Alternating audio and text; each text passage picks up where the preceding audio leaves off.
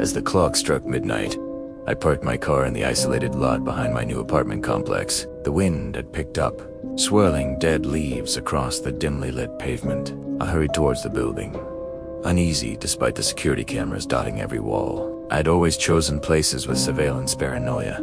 Maybe, but tonight, it almost comforted me. The elevator smelled of old metal and bleach. When the doors slid shut, it groaned, shuddering as it rose to the 4th floor. The lights flickered, just as they had for the past week. I made a mental note, again, to tell the landlord. The screen on the button panel lit up red. "Recording," it said, strange-eyed. Never seen that before. The corridor was quiet. Only my footsteps echoed as I walked past the row of identical doors to my own, apartment 4 and 6. As I put my key in the lock, my phone buzzed a notification from the building's app. "Motion detected outside your door." I frowned. Wasn't I the only one standing there? I looked up, scanning the empty hallway. Nobody. Maybe the camera had caught me arriving. I unlocked the door and stepped in, locking it behind me. My apartment, sparsely decorated, was filled with shadows cast by the streetlights outside. I tossed my keys on the table and checked the app. It showed a clip from 10 minutes ago. Someone standing in front of my door, head down, hand raised, as if mid-knock, but not moving. The face was hidden beneath a hood. I felt a chill.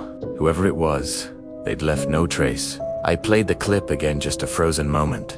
No sound, no movement. My hands shook as I scrolled through more clips. This figure had been outside my door at exactly midnight for the last 3 nights. Suddenly, there was a knock.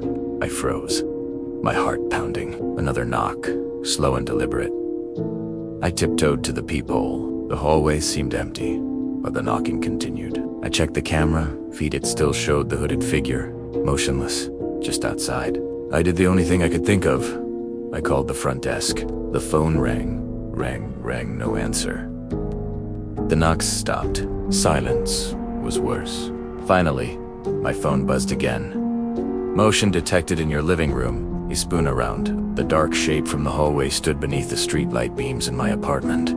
Hood still down, face hidden. Panic seized me. I grabbed a heavy lamp and lunged, but the figure stepped backward, melting into the shadows, vanishing as if it had never been. The cameras were silent, the app blank. But every night since, at midnight, my phone buzzes. "Motion detected outside your door." And sometimes, even when I'm sure I'm alone, I still hear those slow, deliberate knocks echoing in the darkness, always at midnight.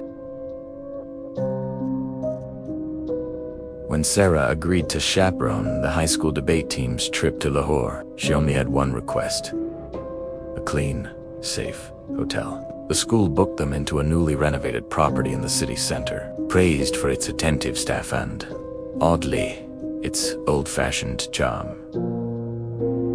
Sarah's room was on the 7th floor. She noticed something strange the moment she stepped out of the elevator. The hallway lights flickered, and one of the room doors, set the 113, looked freshly painted. Its number plate was newer than the rest, polished chrome instead of faded brass. A bouquet of wilting lilies sat on the doormat. She wrinkled her nose and kept walking. That night, Sarah had trouble sleeping. The air conditioning groaned and rattled, never quite staying at the temperature she set. At 2:13 a.m., there was a steady tapping sound coming from the vent, at first rhythmic, then frantic. She tried to ignore it, but it grew louder, almost like someone knocking from inside the walls. Eventually, Sarah got up, threw on a robe, and left her room, determined to find a staff member. The corridor was empty. As she passed room 713, she saw that the lilies were gone. The door was open, just a crack. She paused, debating whether to push it open. Inside, the room was dark and freezing. A single lamp flickered. On the bed, someone sat hunched over, whispering. Sarah gasped. "Excuse me, are you okay?" The figure didn't respond. She turned to leave, but the stranger finally spoke. "I hear tootha tapping. Every night. Sometimes it comes from underneath the bed." Sarah backed out, unnerved. She found the night manager and stammered out her concern. He sighed. "Room 713, that's impossible," he said. It's not occupied. It's been sealed off for 2 years, ever since the incident. He hesitated, but seeing Sarah's panic, he told her. 2 years ago, I guessed a teacher on a school trip vanished from room 713. No sign, except for lilies, left at the door. The room has been empty ever since. If you heard something inside, I'll check it myself, he said. Together, they returned. The door was shut and locked. The manager unlocked it with a master key. The room was immaculate bed made. Lamp off, no lilies, and no sign of anyone. Sarah thought she'd lost her mind. Back in her own room, Sarah tried to sleep, but at exactly 2:13 a.m., the tapping started again, echoing through the vents. She covered her ears. It was louder than ever. The next morning, she found a note under her door. Please bring fresh lilies. Room 730 needs some. The handwriting was unfamiliar. Nobody on staff admitted leaving it. Sarah checked with other guests. So Miss Said they heard tapping too, but nobody ever saw Hujusta. Cold draft in the hallway, and the scent of lilies, stronger every night. During her last night, Sarah woke up unable to move. The tapping came from her wardrobe now. The room felt icy, and the shadows curling in the corners seemed to shift and pulse. She stared at the wardrobe until the sun rose, heart pounding. She left early the next morning, refusing to look back at room 713 or the growing heap of lilies now piled outside its door. School groups still book stays at the hotel. Sometimes, at 2:13 a.m., guests report frantic tapping in the walls. Sometimes, they find fresh lilies on their doormat. But no one ever stays in room 713, at least. Not officially.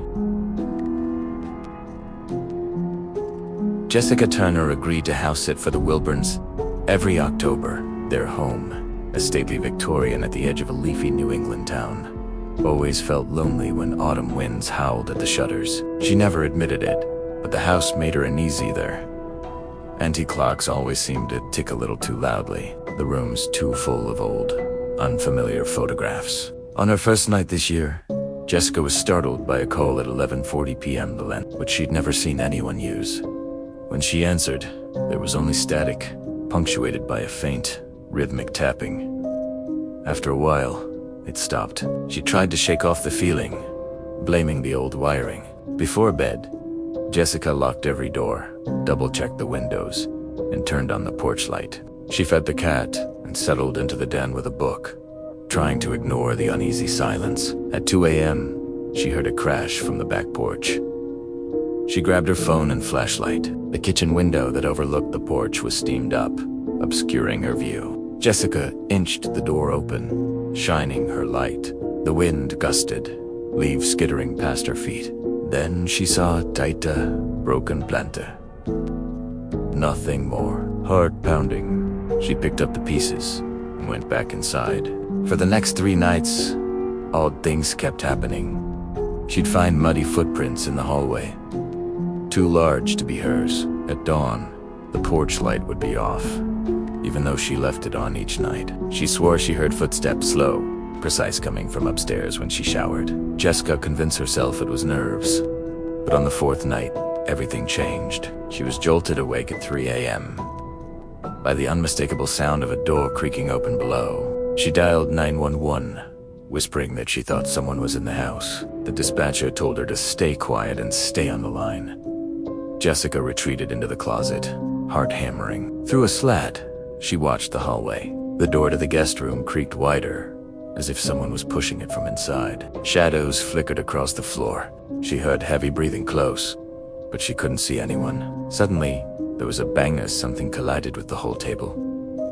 Keys clattering to the floor. Jessica muffled a scream. Police sirens wailed in the distance. The sound of footsteps on the stairs, fast and desperate. Then, out the back door, Sakari stayed hidden until officers arrived. They searched the house and found clear signs of a break-in. Muddy prints started beneath an open window in the basement, wound up to the kitchen, down the hallway, into the guest room. In the den, the officers found Jessica's cell phone, still connected to the emergency call, and her half-read book open to the last page she'd touched. But what chilled Jessica the most was what the police found upstairs in the attic. An old sleeping bag wrappers, a rusty knife, food stolen from the fridge, an almost invisible hole cut into the attic, vent that looked right down into the guest room where Jessica had been sleeping. Jessica learned the next day that a man recently released from a nearby psychiatric hospital had gone missing several weeks before.